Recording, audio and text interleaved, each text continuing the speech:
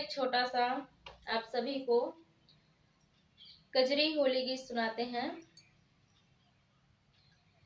होलिया के दुख राजा हमके सतावे हो, हमके सतावे।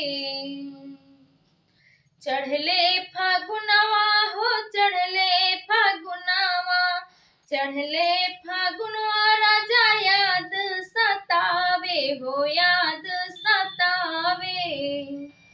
कबला तू आईबा, कबला तू आईबा विदेश से, याद राजा फागुन में सतावे। फागुन के बिरहा में अग्नि जले पिया अवतनी परदेश से। अब की फागुन में बियर चलाए पिया अवा